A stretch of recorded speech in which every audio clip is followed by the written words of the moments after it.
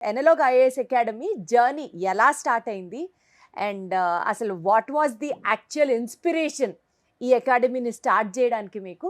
How did it all start? చాలా simple అండి. Almost 2002లో start చేశాను అకాడమీ. బట్ అదొక యాక్సిడెంటల్‌గా స్టార్ట్ చేయాల్సొచ్చింది. యాహ్! సో, మా ఫ్రెండ్ ఒకతను ఒక ఇన్‌స్టిట్యూట్ పెట్టాడు. ఎనలాగ్ ఇన్‌స్టిట్యూట్ అని ఫిజిక్స్ రిలేటెడ్ ఇన్‌స్టిట్యూట్ పెట్టాడు. సో, దానికి సంబంధించి ఆయన క్లాసెస్ రన్ చేస్తా ఉన్నాడు. నేనేంటంటే జనరల్‌గా సివిల్ సర్వీసెస్‌లో మెయిన్స్ ఎగ్జామ్ అయిపోయిన తర్వాత గ్యాప్ వస్తుంది. సో, ఆ గ్యాప్‌లో టైం వేస్ట్ చేసుకోవటం ఎందుకు, క్లాసెస్ స్టార్ట్ చేద్దామని మ్యాథ్స్ ఆప్షనల్ క్లాసెస్ స్టార్ట్ చేశాననమాట. ఓకే.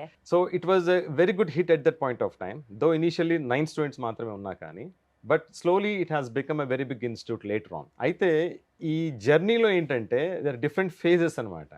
ఇనీషియల్‌గా నేను కోచింగ్ క్లాసెస్ స్టార్ట్ చేసినప్పుడు ఏంటంటే, సో నేనేదో ఒక యాక్సిడెంటల్‌గా ఒక టైమ్ పాస్ కోసం స్టార్ట్ చేశాను. But later on when it has become my primary avocation, then అప్పుడు ఏ ఇన్‌స్టిట్యూట్ కన్నా కానీ, ఏ టీచర్‌కైనా కానీ ఒక ఒక డ్రీమ్ ఉంటుంది. నా స్టూడెంట్ ఐఏఎస్ అవ్వటమే కాదు, ఆల్ ఇండియా ర్యాంకర్ 1 అవ్వాలి అన్నారు. సూపర్ అసలు.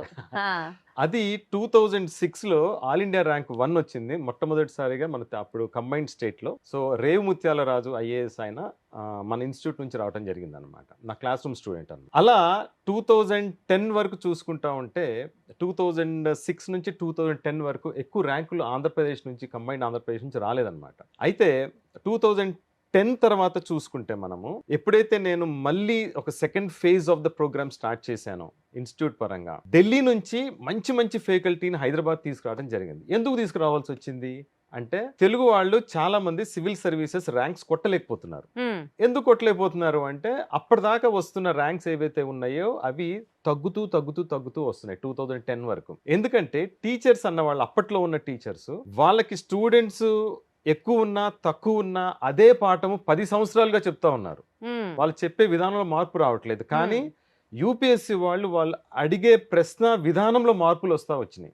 అవి పట్టించుకోకుండా వాళ్ళు తమ చెప్పే టీచింగ్ ఏదైతే ఉందో అది మాత్రమే చెప్తున్నారు తప్ప యూపీఎస్సీకి అనుగుణంగా చెప్పట్లేదు. అందుకోసము నేనేం చేశానంటే, ఢిల్లీ నుంచి బెస్ట్ టీచర్స్ని 2010లో హైదరాబాద్ తీసుకురావడం స్టార్ట్ చేశాను. అప్పటి నుంచి మళ్ళీ మన ర్యాంక్స్ పెరగడం స్టార్ట్ అయినాయి.